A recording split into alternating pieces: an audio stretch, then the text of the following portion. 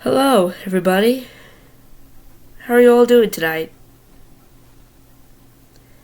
My voice still sounds like garbage, and I still have that cough. But other than that, I'm doing fine. Uh, nothing new really happened today except an ag because we were doing this working on this project, byproducts. Um, and in the middle, near the end of class, we got to eat some Cocoa Puffs, which was a little random, but I can't complain. I mean, how can I say no to adding something chocolate? um, I have no homework tonight, which is good. And tomorrow night I'm gonna be seeing the Minecraft movie, so that's exciting. Yeah, I first saw the trailer for the Minecraft movie when I went with my mom to go see Moana 2. And then, it always happens that before a movie there's always a bunch of ads and a bunch of trailers before the movie starts. And one of those trailers was the Minecraft movie. Now, when I first saw it, like the first minute or two of the trailer, I didn't know it was a Minecraft movie. I didn't know what it was. I was like, okay, is this supposed to be a trailer for some horror movie about a stupid little kid some kids, that visit an old abandoned mine with a killer miner or something? But then, when I saw Steve go through the portal, and the moment I saw the Minecraft like graphics, I was like, it's a Minecraft movie! Like, bro, I was over the moon with excitement. Like, I love Minecraft and all content surrounding Minecraft. Like, I'm a big fan of Minecraft. So when I saw there was a freaking Minecraft movie, like, dude! First they make a Sonic the Hedgehog movie. Well, they actually made three movies. The third one just came out. They made a Super Mario Bros. Movie, and now they're making a Minecraft movie, guys. That is insane. And it's released tomorrow night, which is April 4th. Me and Dad are going to go there at 5 o'clock. And I don't know how long the movie's going to be. But now I'm worried because I scheduled my live stream with the clips at that same time. So I'm worried that the stream might be a little delayed or something. So yeah, just to put that warning, the stream might be a little bit delayed, or maybe a lot delayed, but depending on how freaking long the movie is. I hope I can still get back here at 7:30 on time to do the live stream, because I know a lot of you guys have been looking forward to it. And I hope a lot of people watch. I hope a lot of people watch it because yeah. So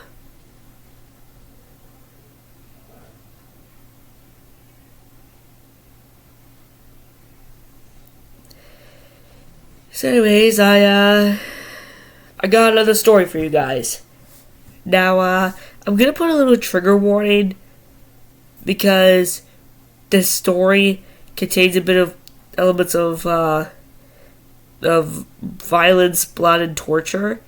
So just to put that warning out there, I hope YouTube doesn't scream at me for this. I hope YouTube doesn't delete my channel for this, but or delete this video for this. But they probably won't kill me as long as I put a trigger warning, which I'm putting it right now. So yeah, I hope YouTube doesn't kill me. That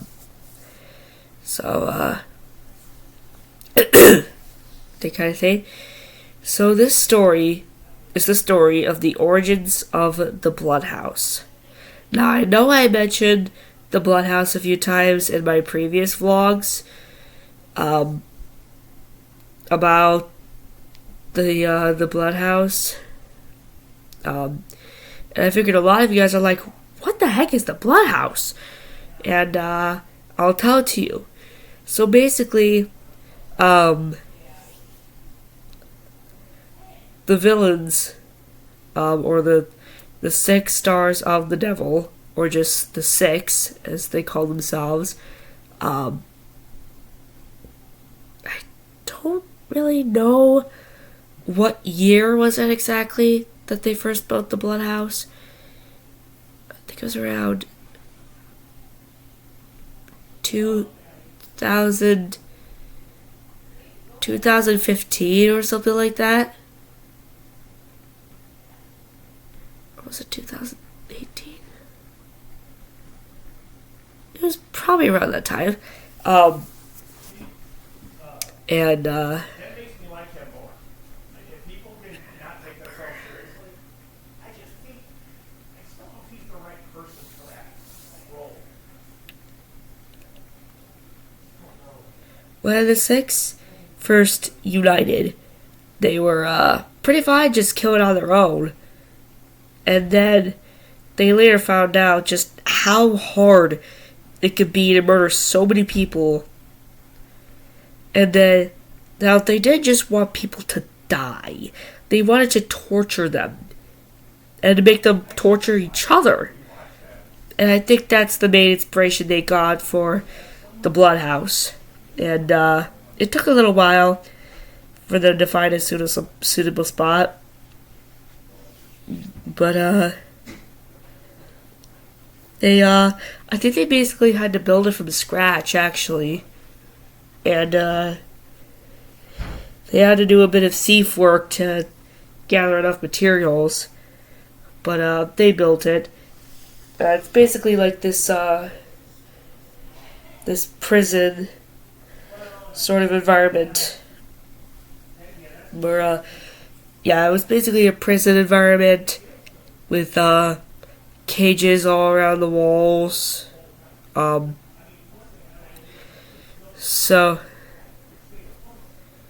actually, they didn't really have to steal anything. I mean, they had to steal the weapons, and they had to get a few weapons, and it took a bit of thief work for them to gather some handy weapons. But basically, they found this old abandoned local prison in the woods, and they thought, you know what, this is a great place for the Blood House.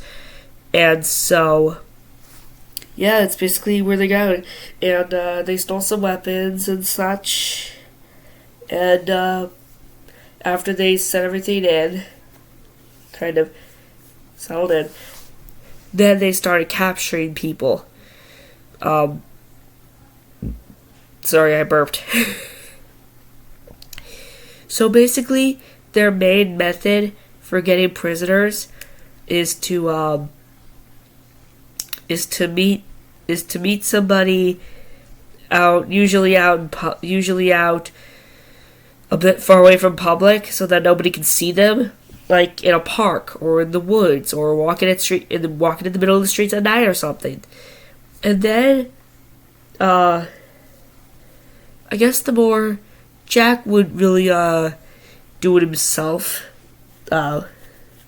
He usually sent, his most human-looking comrades, like Mercy or Christina, for example, because they're basically the most human-looking people, like Jack.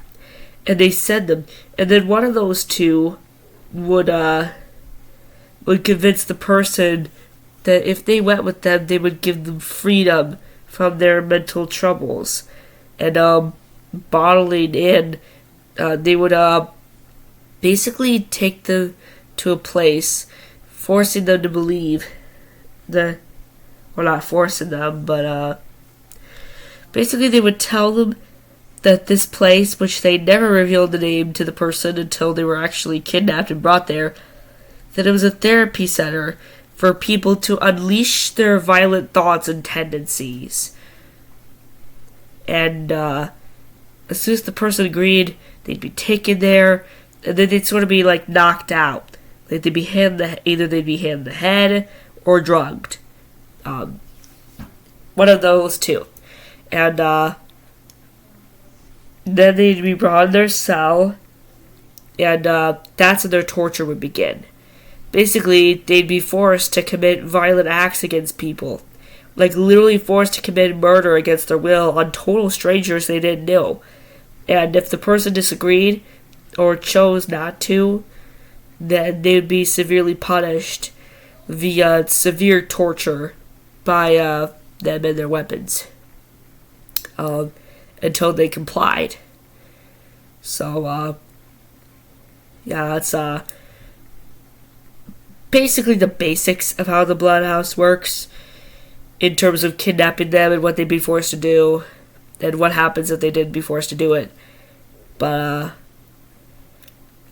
let me go in depth into a few of the more popular prisoners, because if I tell you every single prisoner in history that was ever captured in that Bloodhouse, this vlog would probably be 2 hours long. So I'll try and keep it short. So,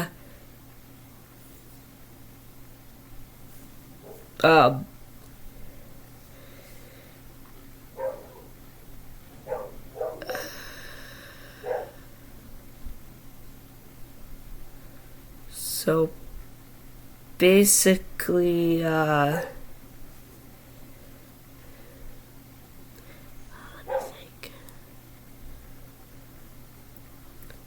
Well, first I should tell you a bit about, a death in the Bloodhouse. So one of the first prisoners, he was a young boy named Roger who refused to kill anybody. He was a very peaceful kid of around 14 years old. And 14 years old was the year he was captured, by the way. And he refused to kill anybody.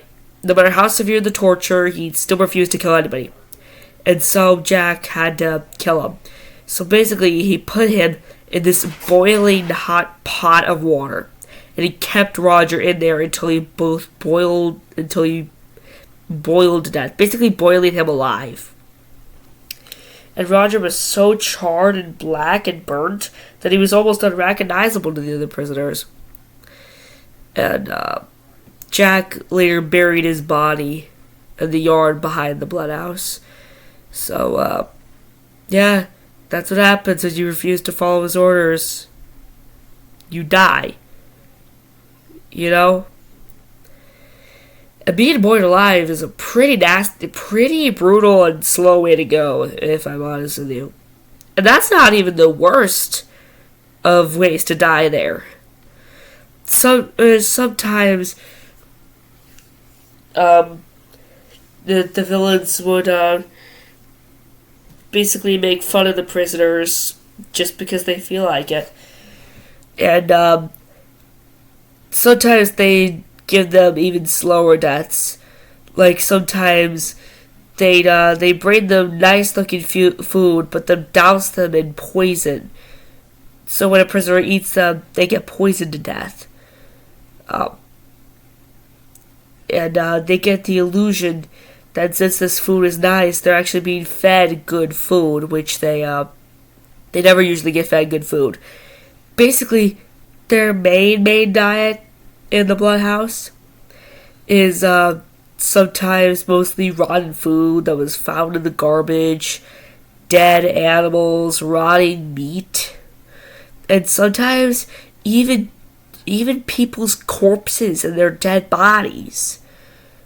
And they get severely beaten, humiliated, and punished if they refuse. And this case was the least bit usual for one prisoner. Every prisoner goes through that, no matter their age or what they're sensitive to or their insecurities.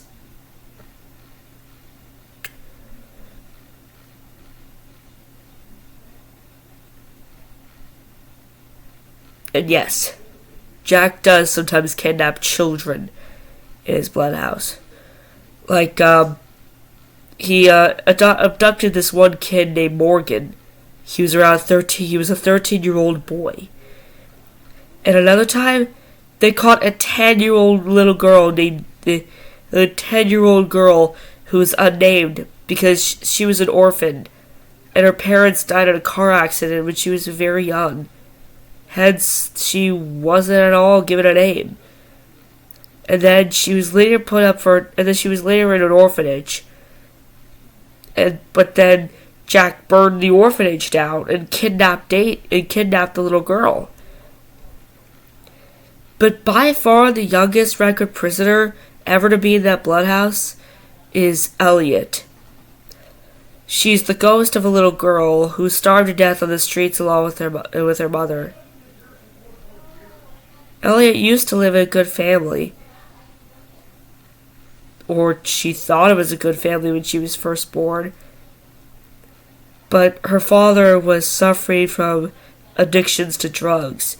Her mother owned a bakery, but basically business has been but lately her business has begun to decline, and we're to the point where she had to close down her bakery altogether because her husband was spending so much money on drugs. Until one day, her father tragically died of an overdose. And since they lived in an apartment, they were severely behind on rent, and then they were kicked out, being forced to live on the streets. Her mother tried to care for Elliot as best she could, but her mother later died of starvation, with her daughter soon following after her. And her daughter following suit just a few weeks later. She too died of starvation and malnutrition.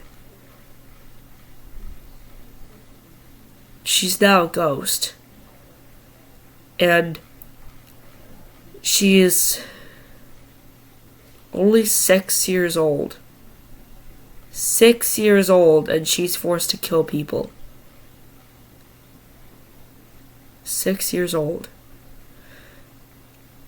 She always carries a little teddy bear around with her. She named him Roger.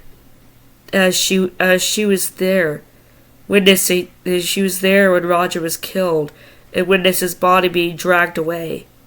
And so she named her teddy bear after him to honor his kindness and dignity and his peace and refusing to kill anybody, no matter how severe the torture was toward him.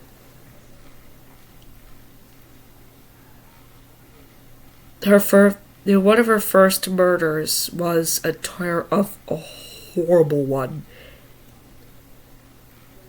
She was forced to break into a house and while the mother was not looking, and then shove a nickel down a baby's throat, killing it instantly. Well, it wasn't instantly at all. It was pretty slow. And the mother happened to be outside, on the phone when this occurred. So she only noticed the corpse of her baby only a whole hour later. But during that whole hour, Elliot sat in the corner crying. Another murder. She was forced to kill a 40-year-old man, clearly bigger and stronger than her. Luckily, she was a ghost, so she was easily able to kill him by setting his house on fire, leaving him to burn alive inside. And he too died. Jack sometimes does this to the kids, forcing them to go after her victims who were either far older and stronger than them, or victims who were only newborns, or even toddlers. I guess he was just trying to mess up their minds enough so they could become loyal to him. As kids their age often don't know that murder is wrong. But of course, some of the children knew. Like the little girl, like the unnamed girl, and Elliot and Morgan. And of course, there were many, many other prisoners who were far older than them. So, completely surrendered their loyalty to him. Like Aqua, she's been captured in the Bloodhouse for 2 years, and hence she is she's lost her mind. Becoming snappy, paranoid, and even schizophrenic, and suffering from severe hallucinations, and anxiety and depression. And she's still captured there, blindly killing people just because Jack ordered her to. But of course, that doesn't at all mean that he likes it at all. But she doesn't, of course.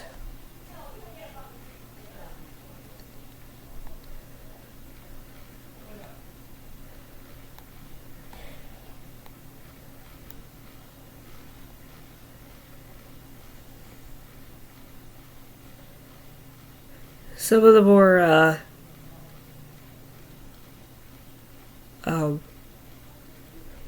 popular prisoners were of bees, almost like Adelaide, like Jaden, like Jamaica. I mean, and her older sister Jacqueline. As of right now, their origins are still unknown. But Jamaica Jacqueline's grandfather was a big expert on robotics, which brings us to another popular prisoner, Springtrap. Yes, you heard me correctly. Springtrap from the Five Nights at Freddy's 3 was captured in the Bloodhouse. Only his origins are much more unknown. He was in Fazbear's Fright one day, sitting in a dark corner, minding his own business, when suddenly Jack invaded his pizzeria. Him, along with some of his goons, and remember those dark silhouette-looking creatures that I mentioned in Spinell's story? Well, those same creatures attacked Springtrap. Springtrap fought the best he could, but there were too many of them, and he had to flee. He ran and ran, but Jack and his goons and those things were still following him. He managed to climb up a hill and escape them, but more of those creatures were already waiting right there. He was cornered. He backed up slowly, and he ended up falling down the tiny hill-like cliff. And with the rest of those creatures waiting just at the bottom. They all tackled him, pinned him to the ground, and started tearing at his fur, ripping off one of his legs in the process, as well as squeezing his neck so hard that his voice box snapped in half, and they nearly strangled him until Jack stopped them just in time.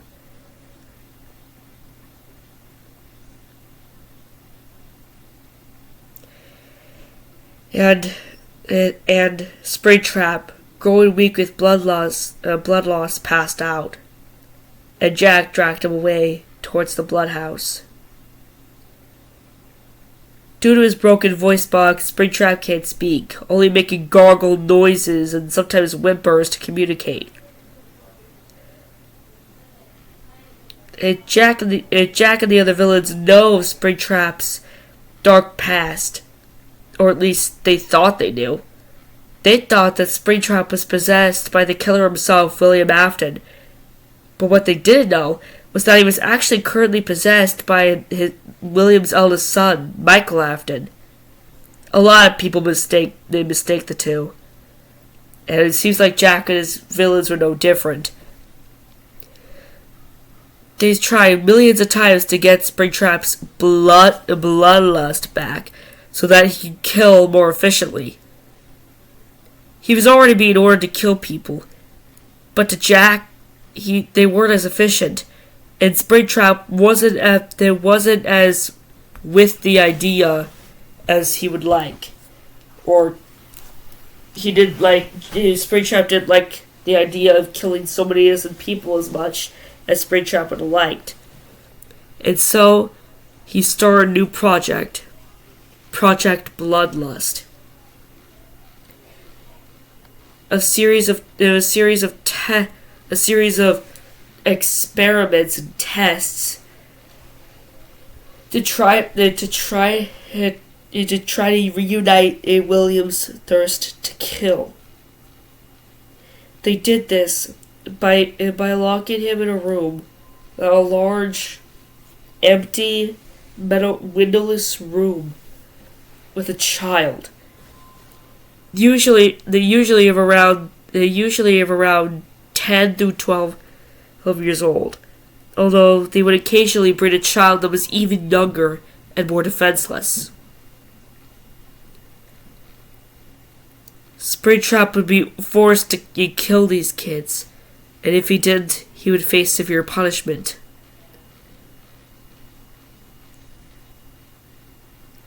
No matter how many children Jack ordered him to kill, Springtrap still wasn't bloodthirsty enough. At least not to Jack. As a matter of fact, Springtrap didn't feel any bloodlust at all, but rather guilt that he killed so many innocent young children that had their lives ahead of them.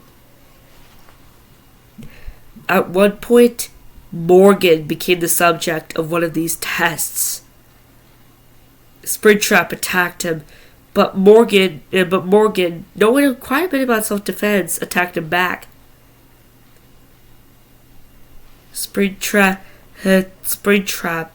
eventually locked in for the final blow, but in the end, he just couldn't bring himself to do it.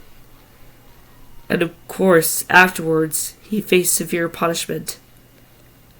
Then, he was forced to almost kill the nameless 10-year-old orphan. But he didn't even try to attack her, because again, he just could not bring himself to do it. And again, he was severe. In fact, he even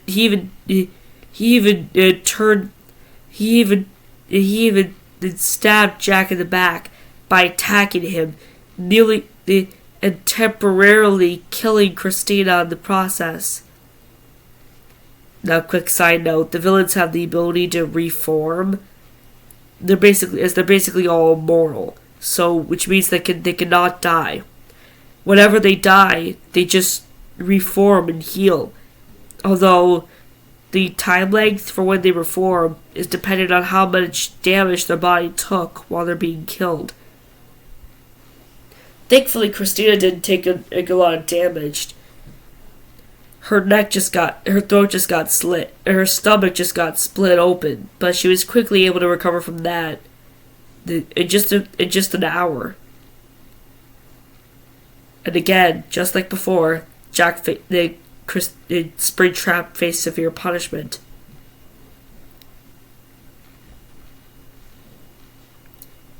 And often, for punishments, painful weapons would be used. Knives, whips, chains, electric prods, and one of the worst weapons of all, bull hooks. For any of you that don't know what those are, bull hooks are often used as training tools when trying to tame and train elephants for circus acts. If an elephant didn't comply or do the trick properly, or chose not to do it at all, they'd be whipped at that accursed hook, and it severely hurt. And it was sharp enough to tear at an elephant's skin. So, of course, it sliced and diced through human skin like butter. And it really hurt for the prisoners hit by it. prisoners were also forced to torture and nearly kill each other. But that's mostly for just the punishment of one or the other prisoner, or simply for Jack's amusement. I guess he just likes seeing people kill each other, I guess.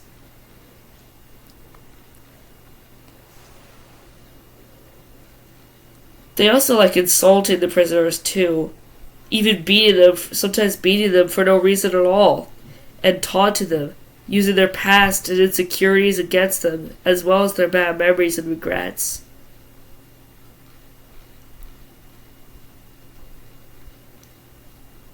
Other me's, other than Jamaica and Jacqueline, there was also Todd, Adelaide's brother, as well as Todd's boyfriend, Mike. Todd and Mike were more of the recent prisoners, alongside Springtrap, Jamaica, and Jacqueline. Todd was very timid, and as I said before, he's Adelaide's brother.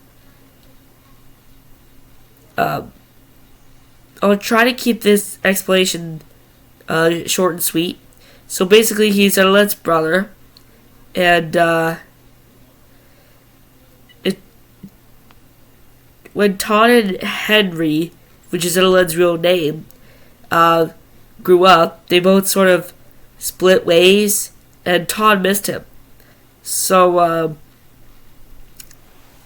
and then, of course, when Todd heard about his brother's death, he was heartbroken.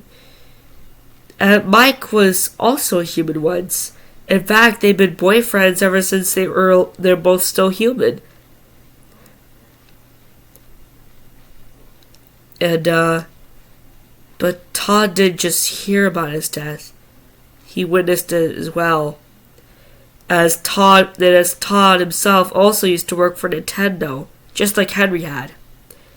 And he was one of those millions and millions of workers who witnessed his brother's dead body, as well as the me Henry created when he was still alive. Todd missed Henry a lot, hence he made a me that looked like Adelaide.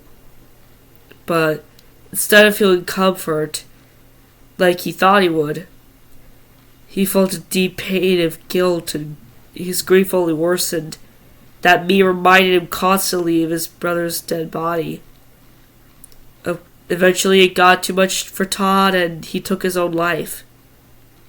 Later, much like Henry, his soul was also trapped inside the Wii. Mike later died in a car wreck. It wasn't a car wreck. Rather, Mike was walking in the streets alone one night when he was shot and killed by an unknown gangster. By an unknown assailant. And he too became trapped in a me. At first, Todd and Mike didn't really recognize each other.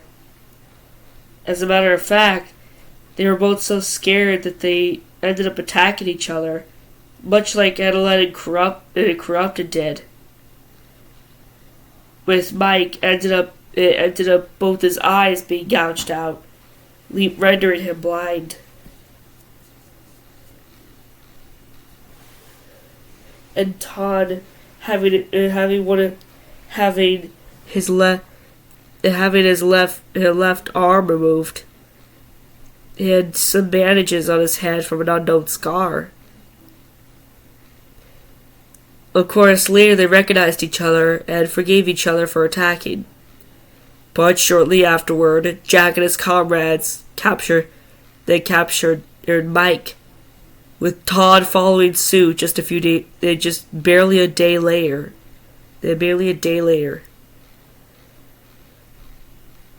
Um,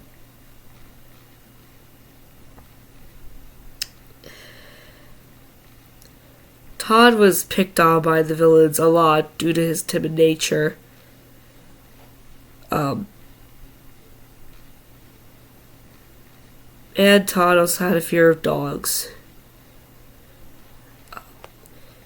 But, for a while, Jack got away with kidnapping people and submitting them to the blood house. Until one day, everything flipped on its head.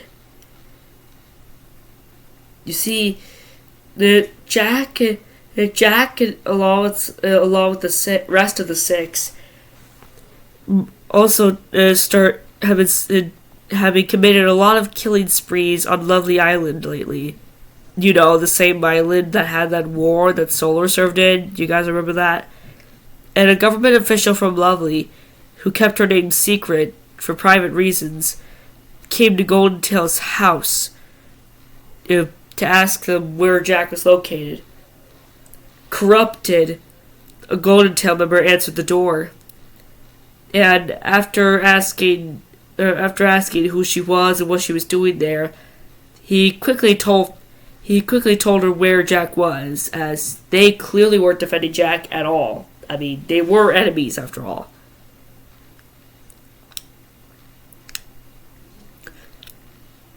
When the government official got there, Jack stupidly spilled everything out of the bag, revealing all the prisoners he captured. And he was surprisingly proud of that too, as if thinking that the government official would be intimidated. But she wasn't. She said they were gonna have him arrested. They're gonna have him arrested in only a few days. Jack told his other comrades the news, and then they realized that Mako wasn't safe for them anymore, and that they had to move, to switch prisons, and to start a new life on a new island. They knew they had to move away. Christina told the villains about this abandoned high security prison, this high security asylum in Iko Island, another neighboring island that was a lot farther away. And they all agreed that it'd be a perfect place to go. But of course, they can't leave without their precious prisoners. And so they rounded them up in an empty hallway in the blood house. And started a roll call. Only the strong Jack explained to all the prisoners that only the strongest and most fit prisoners would be able to follow them. Any weak or unfit prisoners would be immediately killed, as they could bear to have any weak prisoners slowing them down, as they need to hurry and get out of there now. And so, one by one, each of the prisoners were assessed. First, they'd be forced to walk around from one side of the hallway to the other, checking to see if they could walk properly.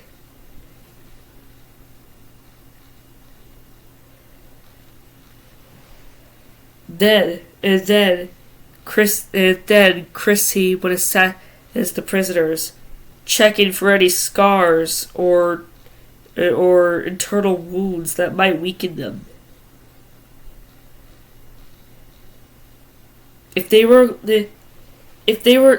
strong enough, if they seemed strong enough and have no issues, then they'd be forced to stand near the entrance of the hall and wait until every other prisoner is done.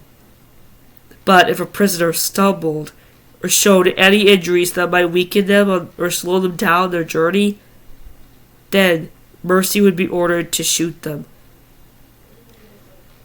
either in the chest or in the head. They'd always die instantly. More and more prisoners were assessed, and more of them were unfortunately killed. It was especially in the older prisoners that seemed weaker, as they endured the more severe of torment.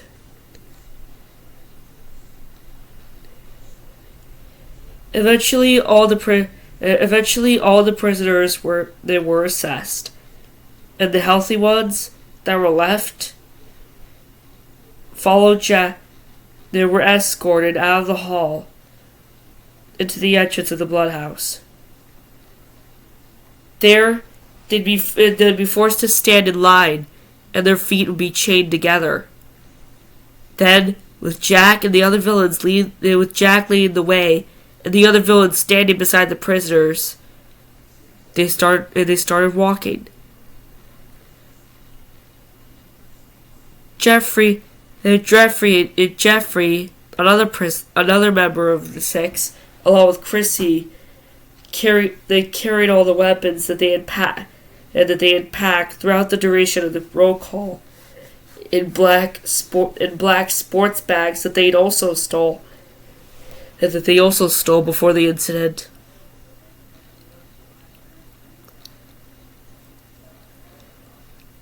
Then they walked through the island and tried to avoid the city so that they could avoid all eye contact. And after crossing in an ocean for 3 hours, they finally made it to their new home.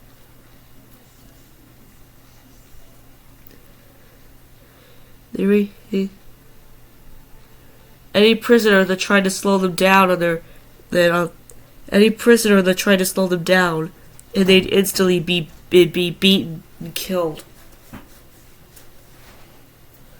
Along with any prisoner that refused to move or walk with them, or threatened to go back and report them, would also be beaten and instantly killed. The prisoners were resold, and the weapons were restocked. Oh, I forgot about what Todd did. So while the villains were discussing about their plans of moving, Todd took the opportunity and burst through his cell, running out of the bloodhouse as Jack forgot to lock the bloodhouse door out of stress of the whole incident. Todd searched for the Queen until the Queen found her. Until he found the Queen. He immediately told the Queen everything that had happened in that bloodhouse, and about Jack and what they did to them. The other villains found Todd later, furious at what he did. They tried to lie to the Queen, saying that he was drugged and being paranoid, but the Queen was too smart for them. He knew that Todd was telling the truth, and so Christina had to temporarily kill the Queen in order to escape, as the Queen was also immortal. Although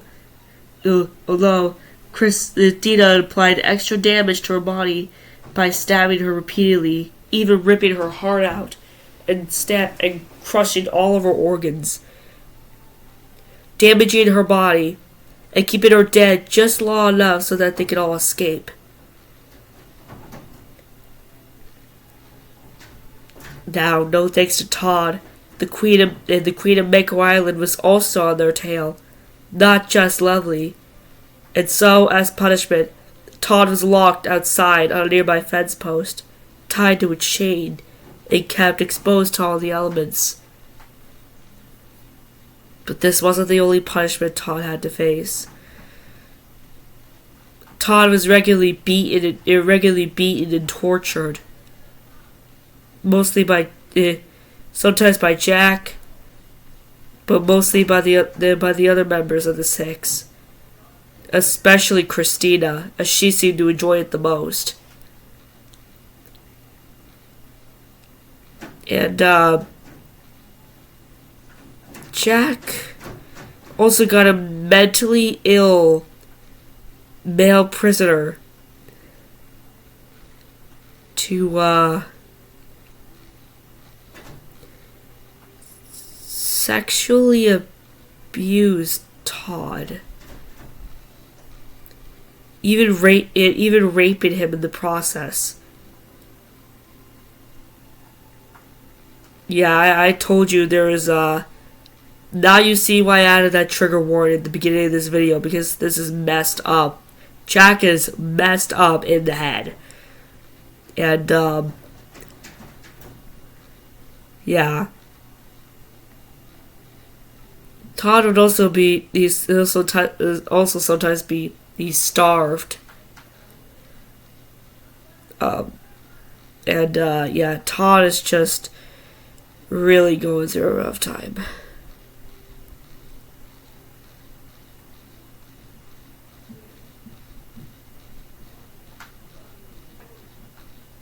And yeah, as of right now, that's pretty much the complete history of the Bloodhouse. I hope you all found it interesting. And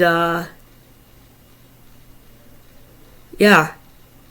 And tomorrow night at Friday, April 4th at 7:30, hopefully, there will be a live stream where Eclipse comes to visit. So yeah.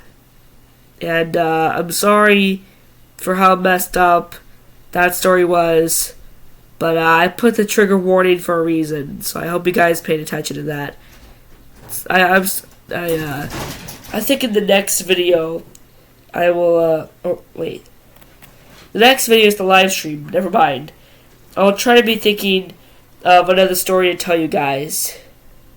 But until then, I'll see you guys tomorrow night on the live stream. I am really looking forward to it. It means a lot to me that you guys. So, and thank you guys so much for the 35 subscribers. I know I was aiming for 20 in the live stream, but to get 35 subscribers in general just means the absolute world to me, and I really appreciate it. So, thank you guys all so much. And I can't wait for you guys to meet Eclipse. So, yeah, thank you all so much. And I'll see you guys tomorrow night at the live stream, if it's not too late. Bye, everybody.